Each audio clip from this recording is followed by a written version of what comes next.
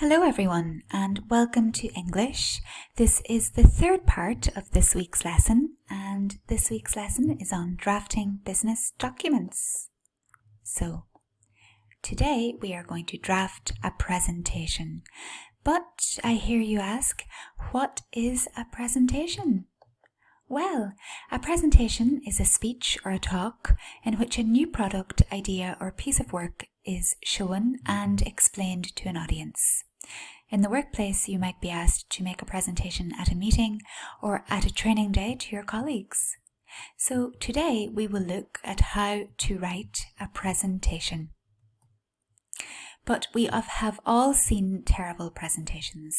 Presentations need work and a little confidence. So watch the video of a terrible presentation and make a list of the common mistakes that are highlighted in the video.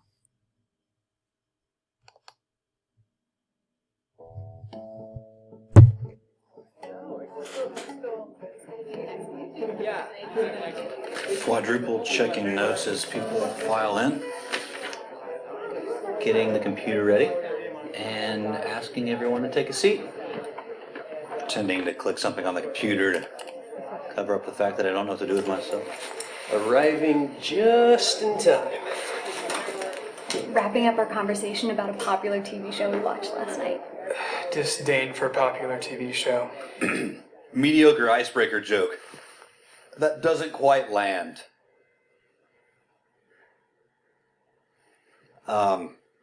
Attempt to redeem myself by making fun of that guy.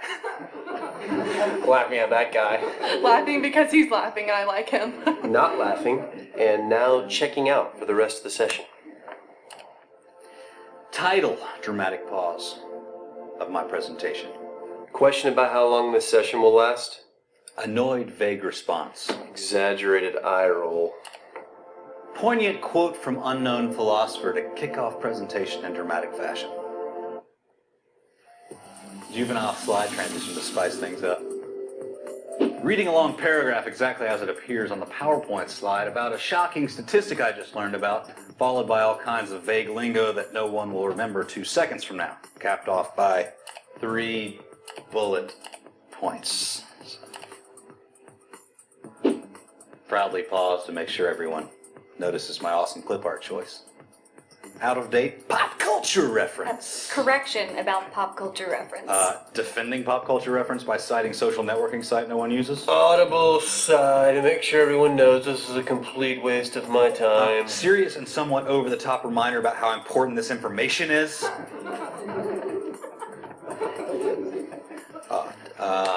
Unexpected technical difficulty. Embarrassed. People can see my desktop background. Snide remark about how Macs are better than PCs. Desperate plea for IT guy.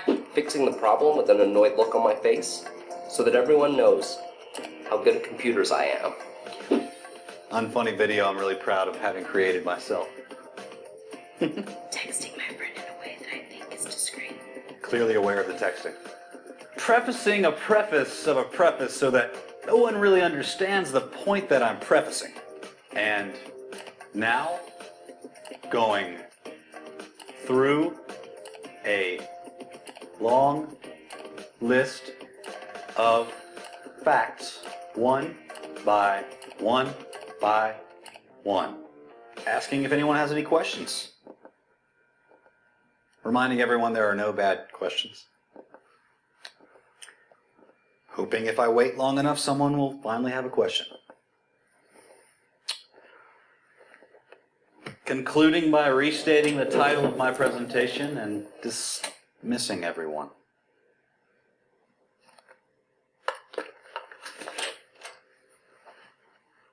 Excited that someone came back for a follow-up conversation. Grabbing pen that I accidentally left.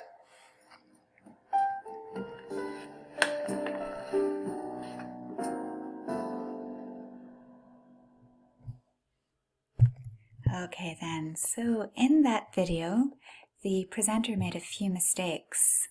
So what mistakes did the presenter make, and what do you think you should include to create a good impression?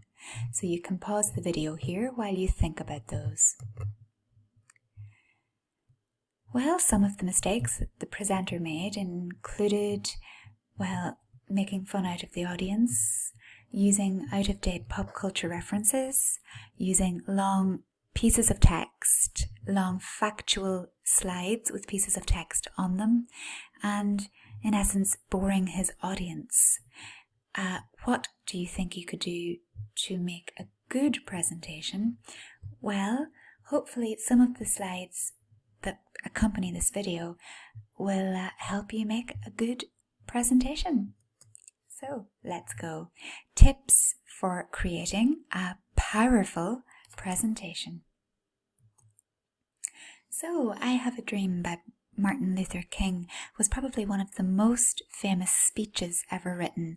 Now, we're not suggesting that you write a speech of that caliber or a presentation of that caliber, but study the following slides and make a list of any tips that you feel could help you write a powerful presentation. Okay, so make a list of any tips that you feel could help you write a powerful presentation.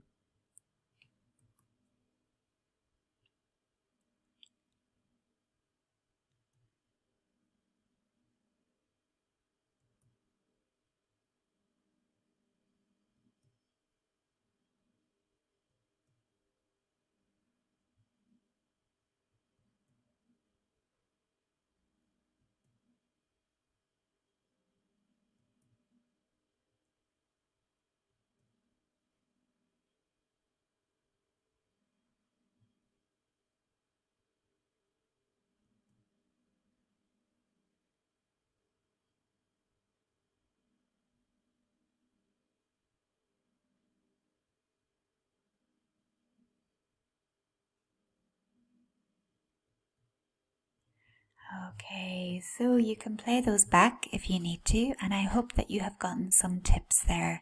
One of the main tips, I suppose, is that in addition to the presentation that you make, you yourself are the presentation. So your voice projection, your body language is all also important. So now that we have had some tips on how to make a good impression and how to make a fabulous presentation, what apps can you use to make a powerful presentation? Well, presentation programs. There are many programs that you can use to make a presentation. Microsoft PowerPoint is the primary program on Windows, and Keynote is the main one on a Mac. So these are two short videos to show you how to use them. So the PowerPoint is on the left and the Keynote is on the right. Now, I will play the PowerPoint presentation here, but you can watch both videos yourselves, okay? Okay, so we'll just move on. You can watch both of the links to both of these videos are in the explanations at the top of the page. But we'll just move on. So, what if you don't have a computer? Well, if you don't have a computer, there are many free apps that you can use instead. So some of the free apps that you can use would include Prezi, Pear Deck, Google Slides, Nearpod, and Haiku Deck. Prezi, Pear Deck, Google Slides, Nearpod, and Haiku Deck. So if you want some further information, if you think you are a little more tech savvy than myself and Brian, then you can check out these reviews of the presentation apps, and I will post the links in the explanation page. Okay, so this brings us on to our portfolio question. So, using these tips on writing a presentation, create a short presentation. You should make a few slides related to the event, product or service that you have chosen for the mail shot and press release in the lesson on advertising. So, presentation slides. Create a short presentation for your job-specific area that could be used in a meeting. For example, a plan for the business, a meeting agenda, a diagram relating to the business, etc. Ensure your presentation has at least 2 slides, includes appropriate vocabulary, has the correct tone, uses formal language, is reviewed and proofread, is clear without too much text, and is colourful and interesting. So the homework for this part of today's lesson is to create a short presentation that could be used in a meeting on the topic that you made or created for your mail shot and press release. So you have one topic to cover 3 assignments: the press release, the mail shot, and now the PowerPoint presentation, or whatever presentation you're going to use. Okay, so that brings us on to today's preliminary exercise. Can you name one new thing that you learned today and pass the chain along? Okay guys, thanks a million for listening. I hope you learned something out of these videos today, and I hope you got something out of the lesson. And we'll talk to you very soon. Thanks a million. Bye.